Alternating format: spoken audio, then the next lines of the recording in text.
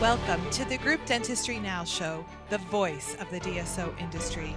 Kim Larson and Bill Neumann talk to industry leaders about their challenges, successes, and the future of group dentistry.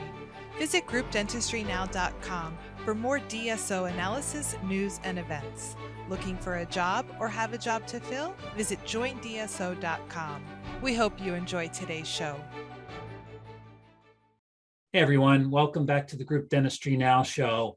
I'm Bill Neumann, and so this is the start of a new regular featured part of our podcast, and we're going to call it DSO Declassified. So you see, I've got Roshan Parikh here. He is going to be joining me on each and every one of the DSO Declassifieds.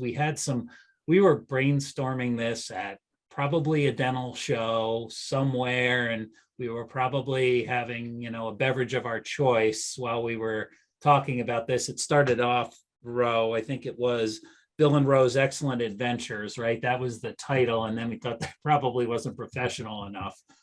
Yeah. I think it would have maybe gotten more than just a dental audience. So then we had to put the word DSO in it. We did. And then if you have another D, declassified, so it just goes together. So DSO Declassified, and we hope to bring you current events, what we're seeing out there, where we're going to be, just our general thoughts on what's happening in the space, and have some fun with this too. That's the idea, that it's not going to be super scripted. So, that being said, I do want to make sure that everybody knows what Dr. Ro's up to now. He is which I just found this out like 5 minutes before we started to record this.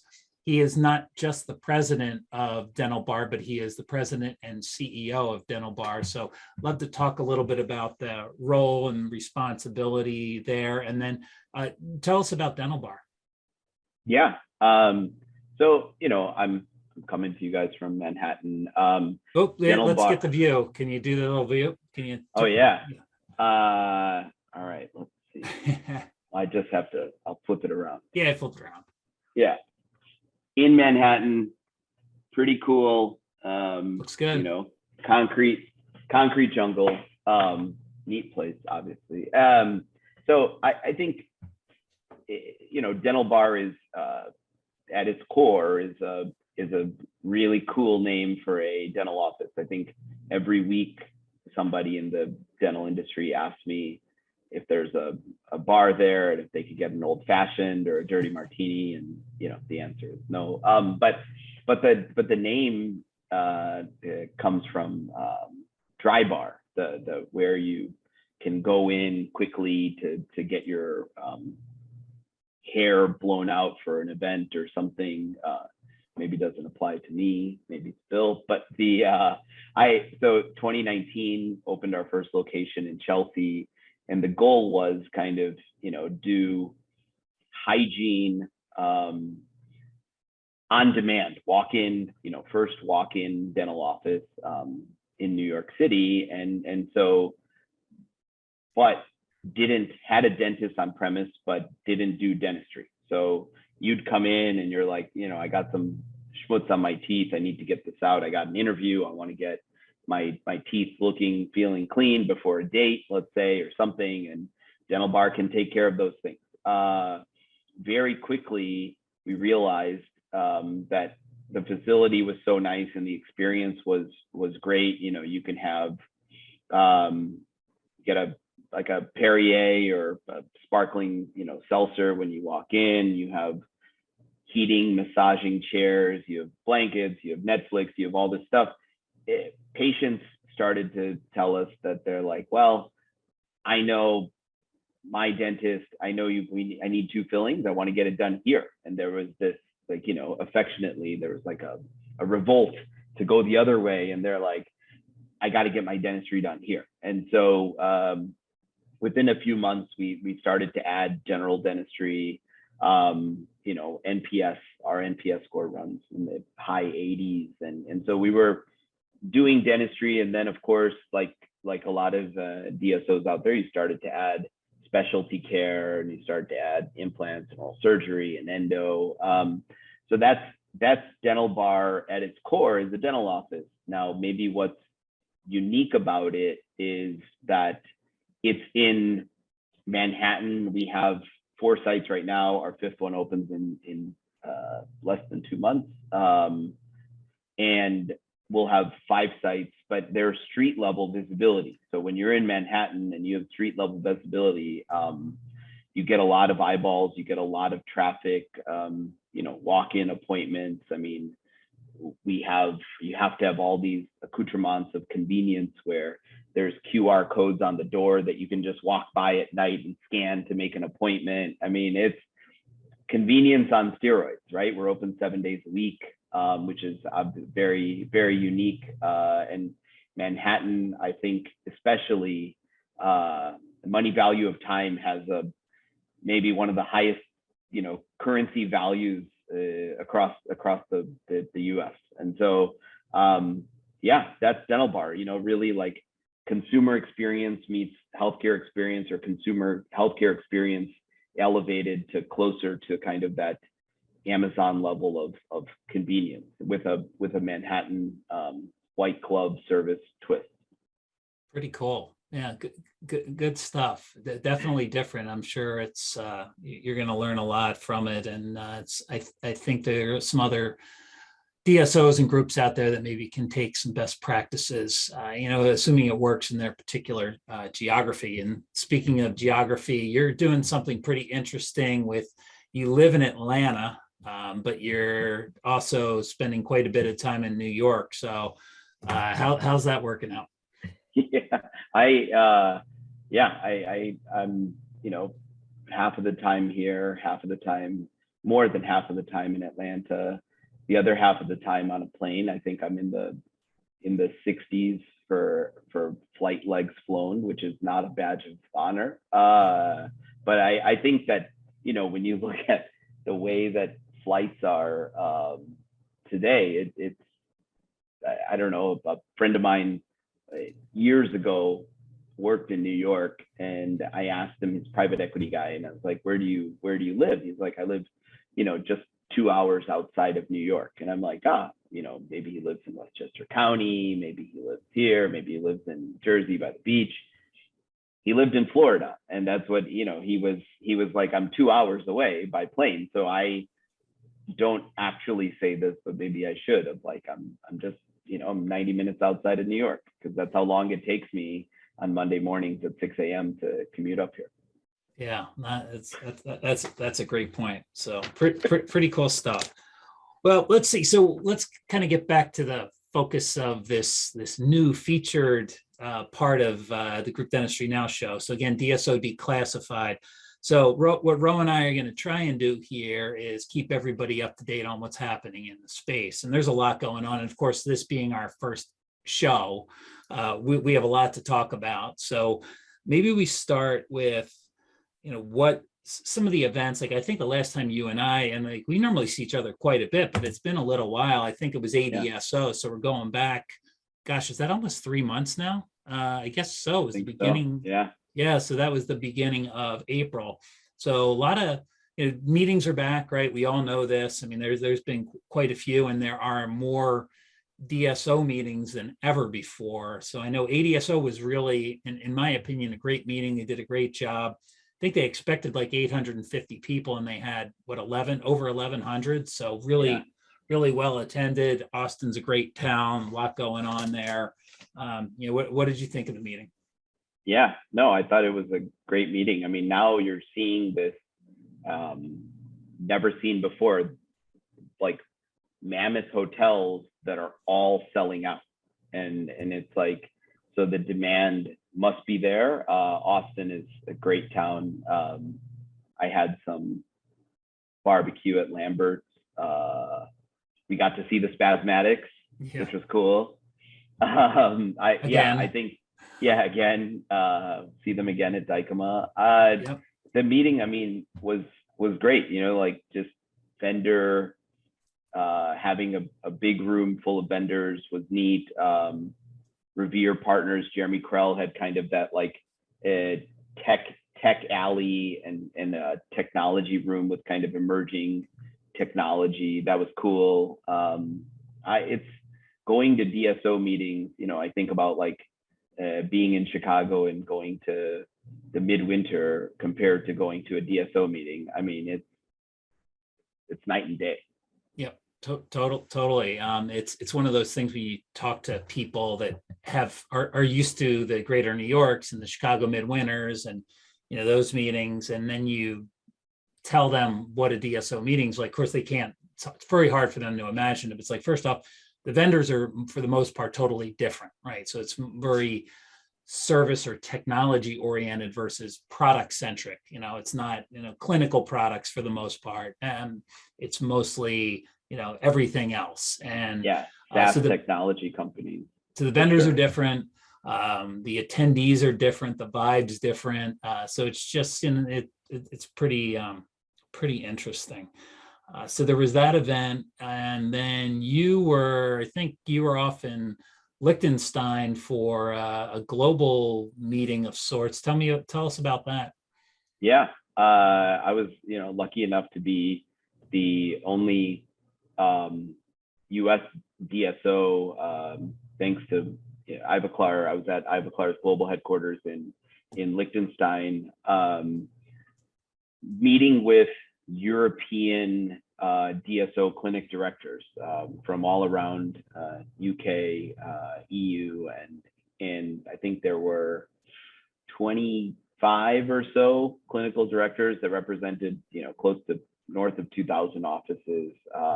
It was really neat. Liechtenstein is its own country and has more cows than people. I think they award 42, they have a lottery system. They have 42 citizenships that they award a year through like an application process. So I don't think that I'm going to become a citizen there anytime soon, but I got to visit and it's beautiful. Going to Liechtenstein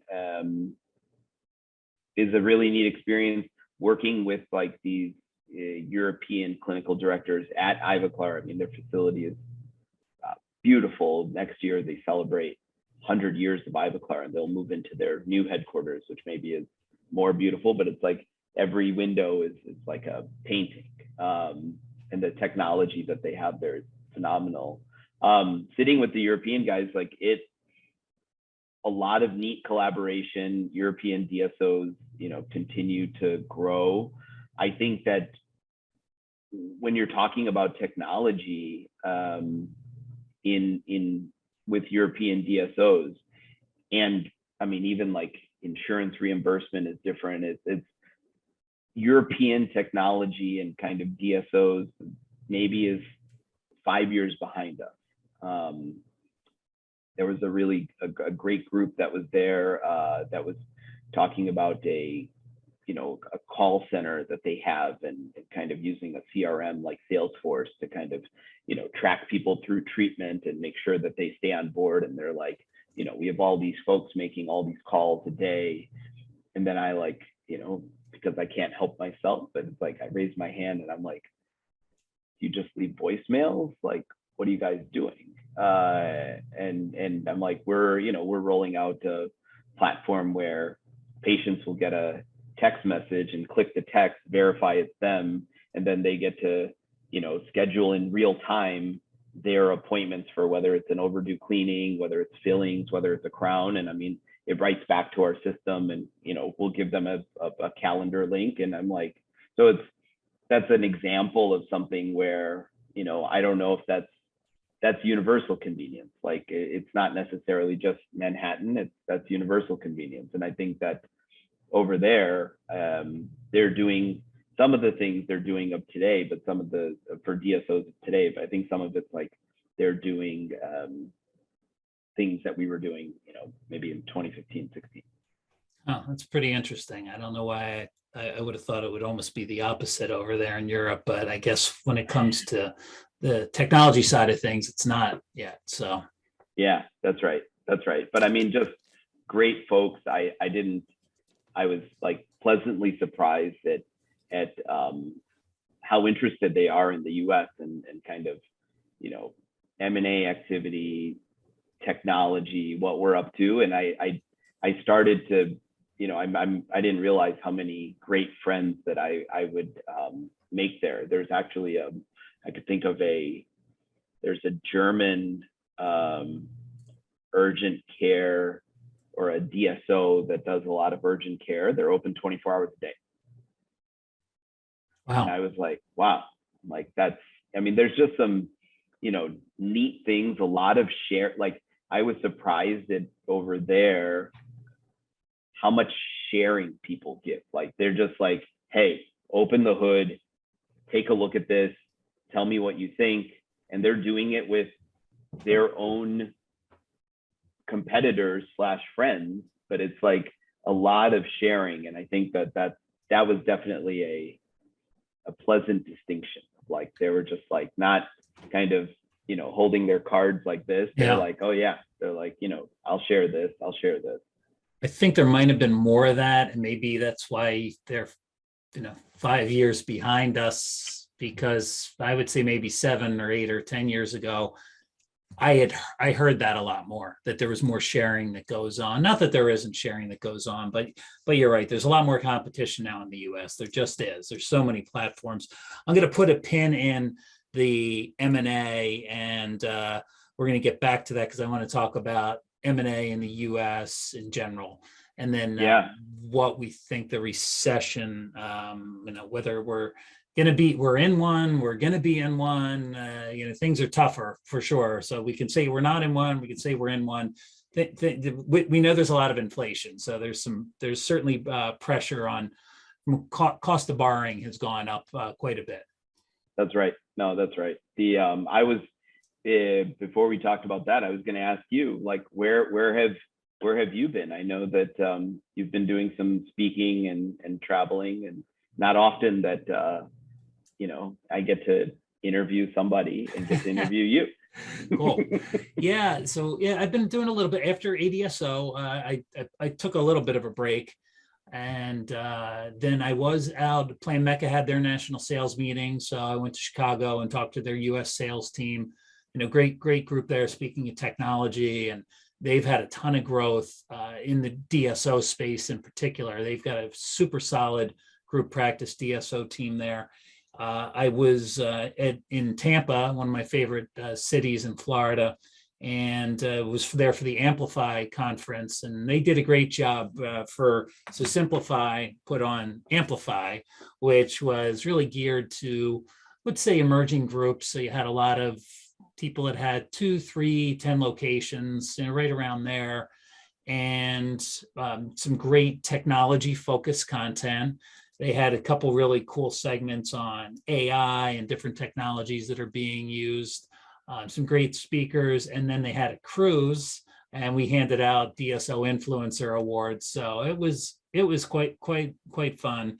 I think I had a couple hundred attendees there. So it was a nice turnout for the first time. Very nice. You got to wear a tux?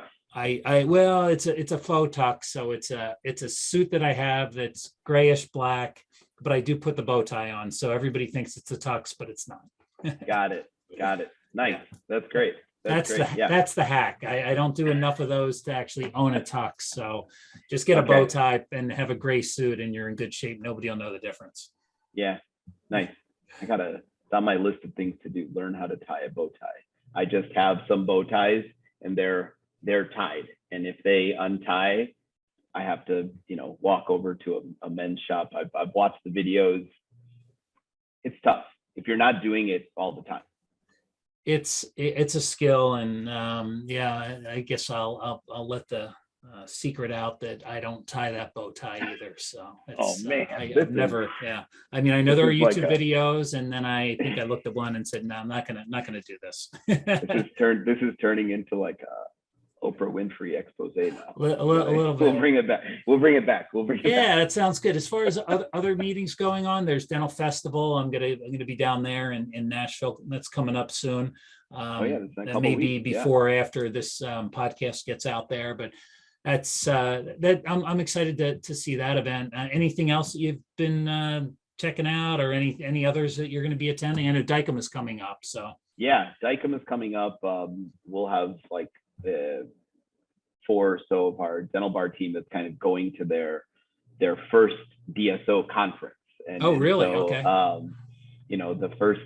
I think the first lesson that they learned is if you didn't book it early, you can't stay at that hotel because the Gaylord is sold out. And that's a big hotel. I mean, people go there for staycations in Colorado, or drive in from other cities, other states. I'll be there. I'm excited for it. I mean, I kind of look at that conference as,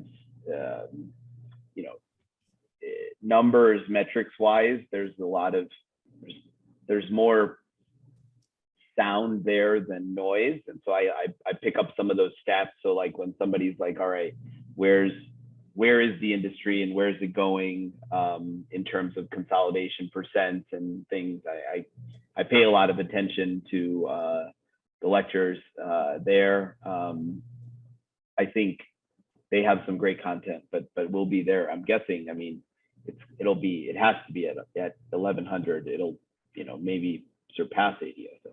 Yeah, I'm thinking that I think last year it was 1300. So my guess is Brian is going to absolutely outdo that. So I don't know what the room or the fire marshal says can be in that room, but I'm thinking if he could get 1500, that would be, and I'm sure it can happen and one thing I want to make sure I don't think I mentioned it was I also had the chance to speak at Henry Schein's national sales meeting. I didn't mention that, cool. Did I? No. So that was pretty cool. I got to talk to their multi-site and their national DSO teams.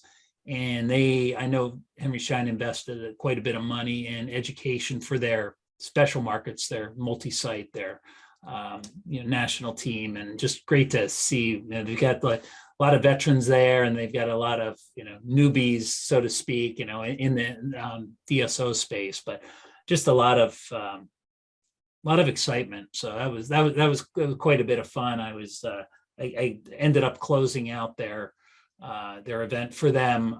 So I didn't put myself in the best position because they were probably all ready to kind of, hit the bar. But they were nice and kind enough to listen to me. So that was pretty cool.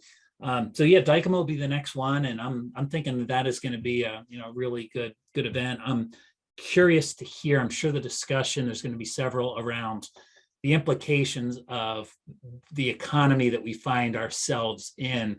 A lot of spending. Some of it was tied to COVID. Some of it has just been something we've been doing as a country for a long time, is printing a lot of money, and now we're unfortunately, I think, seeing the ramifications of all that, and inflation's been completely crazy. If anybody's done any grocery shopping or had to put gas in their cars, it's affecting everyone, especially people that are on fixed incomes, people that are, minimum wage employees. When the cost of transportation doubles in a year, if you even have a vehicle, then, it's very impactful. And I mean, the cost of food, I don't know, it's really pretty incredible. Yeah, no, I agree. I mean, yeah, I think the gas utilization is down like 8-10%. And when you're talking about like summer and families taking trips, like here in New York, people are like, okay, I'm going to go to the beach and maybe go to Jersey Shore and go to some of those beaches. But some people are like thinking of even foregoing trips like that, not necessarily just because of gas, but just because prices of everything else when you're there for family of four, let's say, it just gets to be out of people's ballpark. It's a strange time. I think and there's still continues to be like some demand for cars. There's like a shortage, or there's vehicles are selling for sticker over ask. Like my own dealer in Atlanta sent me an email, or sent probably everybody an email, was like, hey, we want to buy your car. And I'm like, it's like 2 years old. It was like, but Yeah. To be able to say those things is yeah, and maybe this is just the beginning, but I definitely, compared to maybe when we were in a recession, 2008, 2009, maybe this feels similar, but the thing that feels different to me is just that the news and how many screens we have and how much news we get fed is I can't even imagine how many tens of magnitude it is that it's different from then. So it's like it's in your face whether or not you choose to listen or you want to hear it or you don't want to see it. Like no matter what you do, you could be on a sports network or watching the Food Network. They'll talk about recession. I think that's the part here that makes it seem like it's just at this boiling point. Yeah, totally. So, And I mean, I don't know if I think it's too soon to say how it's going to affect, the DSO space and dentistry in general. I mean, you can kind of look at it simply, right? So you've got the patients have less money to spend on healthcare because especially patients that are middle class, lower middle class. Because they're spending it on transportation and food and things like, or they want to go on that vacation that they weren't able to take for 2 years. And they're like, right. darn it, I'm going to go on that vacation because I wasn't able to do that. So it's COVID has definitely had some interesting effects. So patient wise, I could see a slowdown. I don't know, but you could see some patients maybe skipping an appointment here or there, maybe not necessarily investing in their oral health like they might have if things would were inflation wasn't quite where it was. And then on the practice side, on the M&A side of things, again we try and track the deals that occur monthly, and I will say the past couple of months have been insane. So there's been a ton of activity. So now we're seeing it slow down a little bit, what we track, but is it just the normalization? So were things just really kind of overheated from 2021 where people couldn't close? There was some concerns about capital gains tax increases that never materialized. So I'm not really sure what to make of it yet. I mean, I think we'll have, maybe the next one we do, we can talk a little bit more about it. I have heard a couple of deals. Talked to somebody yesterday that's heavily involved in M&A, and she was telling me that there are 4 deals, smaller emerging groups that are waiting now to sell because the valuation maybe isn't there. And of course, it could be that the top was 2 months ago and that was the top. So I don't know. Any thoughts around that? Yeah, I mean, I think that on the kind of macroeconomic recession change, it's like in 2008, 2009, we saw dentistry is pretty resilient and recession resistant. It's like people still need, crowns and root canals and fillings, and kids get braces. It's not like when I was growing up that was like a luxury. Now it's like standard operating procedure. But maybe we started a $75,000 case here at Dental Bar in New York. Maybe those $75,000 cases are going, the cosmetic implant combo cases are going to be like, all right, I'll do the implants because I want function, but I'm going to kind of hold off on the 20 units of porcelain and just kind of see what happens. So maybe on the elective side, maybe there'll be like a little bit of slowdown, and similar to what happened in 2008, 2009. But I'm, routine care, I think, and kind of indirect restorative care, endo, OS, continue to be what it is. On the M&A side, I think yesterday, the old Western Dental, which is like rebranded Sonraba Health, they finished their acquisition of Mid-Atlantic Dental Partners, here, and they're like 572 offices now in 20 states. I mean, that's that's a big one. But I think that if you're a consolidator and you have to put money to work and you're going to continue to buy offices, those guys are going to continue to buy offices. They don't have to, but they have to. I mean, but if you're a group that has a 10, 20 location group yourself, and you're like, should I sell now or should I just continue to run a good business and optimize and wait? Maybe those guys are going to wait. Maybe, sellers will wait, but buyers will probably continue to buy. It's a great point. Yeah, there's as I kind of go through the latest news that has been covered in this space. The Sunrava was really kind of a pretty big deal. It's one of those things, and I've heard this before, where you have some smaller groups that were built, maybe some larger ones too, where they were just in acquisition mode. And so they weren't necessarily, they were growing beyond the support that they were providing. So it was just about growth, maybe buying some practices that weren't necessarily the right fit for the sake of the growth. And so now you're at a point where do you pause and you fix up some of these practices, you integrate them, right?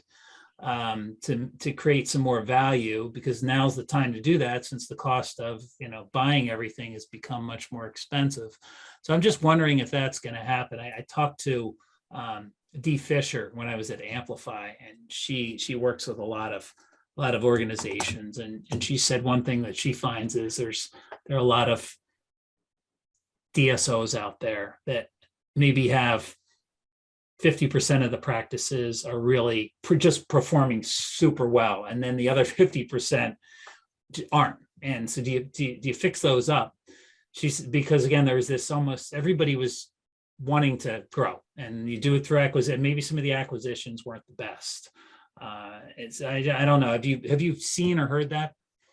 Yeah, I mean, I think that grow, like buying practices and aggregating them is that, like, the question is always like, is that a growth strategy or is that just like a financial arbitrage strategy? And so I think that what really drives value is going to be not how many offices you have, but it's kind of like, if you're a DSO and you're like in the business of value creation, it'll be like, okay, you bought XYZ offices at these times.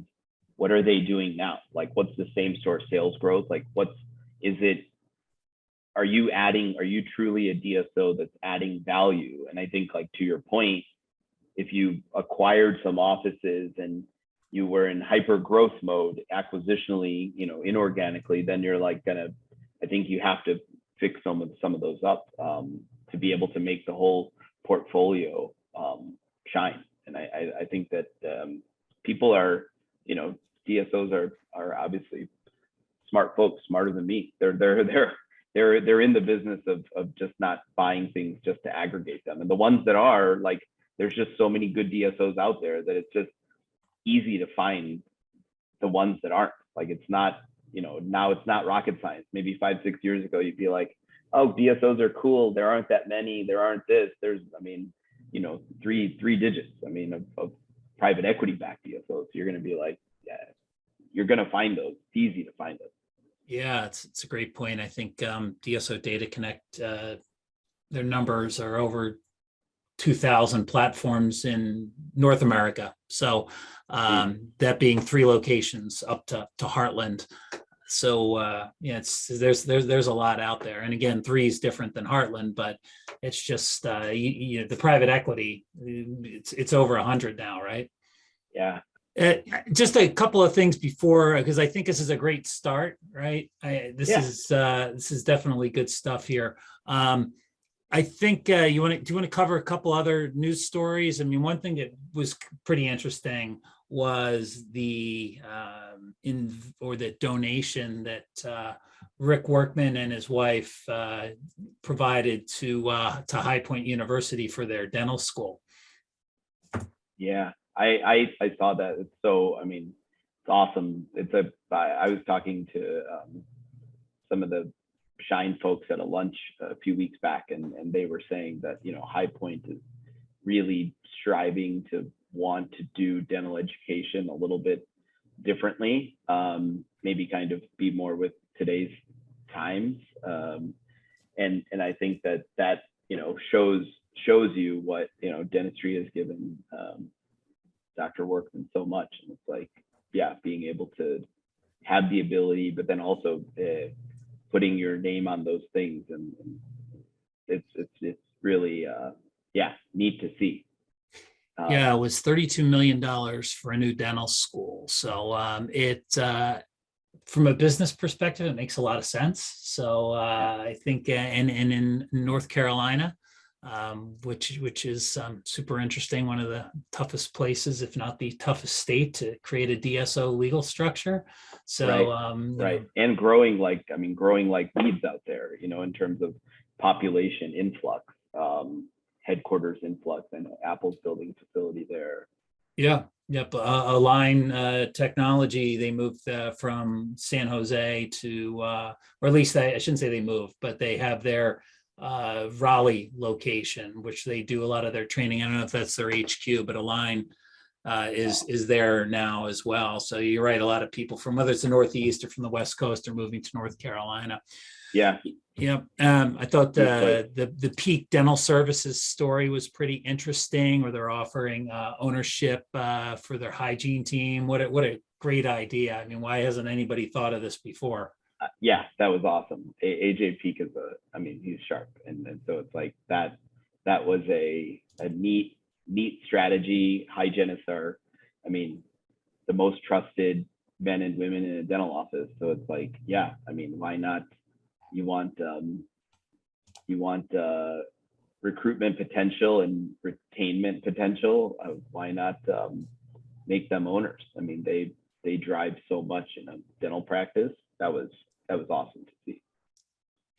Yeah, and I think the only other thing I wanted to mention on the news front that I see here, this just came out, was DCA, Dental Care Alliance, and they have their specialty support division, which they've built out. And so that to me is like, you start to see this investment by groups in the support, on the support side, right? So they're really trying to get, and they're focused on specialty. We know that specialty really just, especially after COVID, we saw the explosion of specialty only oral surgery DSOs and endodontic DSOs. Pedo and ortho were strong before that, but and I think you see some of these bigger multi-specialty groups now realizing that that needs to be focused on, and there's importance to that. Yeah, I think specialists, traveling specialists, there's a whole bunch of them. But look at an oral surgeon. My little cousin is doing his oral surgery fellowship here at Columbia, and you look at oral surgeons specifically, as much as there are traveling oral surgeons, their home really wants to be in an oral surgery facility, and they want, so somebody like DCA, or there's been others, of creating this hub and spoke model where they have specialty groups that are within hubs or cities that they already have a mass of offices in, and it's being able to give the specialist a home that's truly a home, without kind of being more of a rotating home. But specialty care and general dentistry obviously have gone hand in hand for years, and I think that now they're like, hey, we should just own both. So as we try and wrap this first episode up of DSO Declassified, anything that you feel like we missed? I think the idea is look for us at Dykema. We'll be there. Make sure we get this podcast out before that, so you'll also, whether you're listening to this or you're watching it, if you should watch this, because you get a chance to see Ro's view out the window, which is pretty cool. So it's probably worth a watch. But yeah, I don't know if there's anything else you want to. We think we talked about maybe bringing some people into this show, whether it's somebody on the HR side to give us that perspective, or on the M&A side, or whatever. From time to time, I think we want to do that. Yeah, I think that's right. Like, I mean, we'll be at some of these conferences. We'll be at DICOMA, and then probably more just feedback is important. I mean, if there's things that were angles or topics that we want to cover, I'm sure that in our networks we know somebody who's the expert on retention or recruitment or whatever it is, and we can bring them on to help educate and have fun at the same time. Yeah, that's the whole idea. Well, thanks. So for everybody listening into our first episode, hopefully it was it's something that you're happy to be a part of. And so we've been tossing this idea around for quite a while. I bet you it's been 6 months now. So we're finally doing it. We're committed to doing it on a regular basis. So yeah, the feedback, to Ro's point, is super important to us.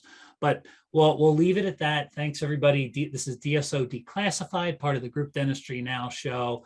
We have Dr. Roshan Parikh. Ro, how can they get in touch with you? If anybody wants to ping you, what's the best way to do that? Yeah, I'm probably terrible at social media. I think I do a decent job at LinkedIn. That's my. He does. You definitely do a good job on it. LinkedIn is pretty good. I don't even think I'm 3 digits in terms of Twitter followers. So there's no tweet. I don't even know if I have the app anymore on my phone. So it's probably not a bad thing. All right. So look for Ro on LinkedIn and reach out to him there, or you can ping us and we'll get you in touch with Ro. You can find me on LinkedIn as well, or it's Bill at groupdentistrynow.com. Awesome. Thanks, everybody. Until next time, hope to see everybody at a show coming up, or you can find us on DSO Declassified. The Group Dentistry Now show has listeners across North and South America, Europe, Asia, and Australia. If you like our show, subscribe today, and please tell your colleagues about us.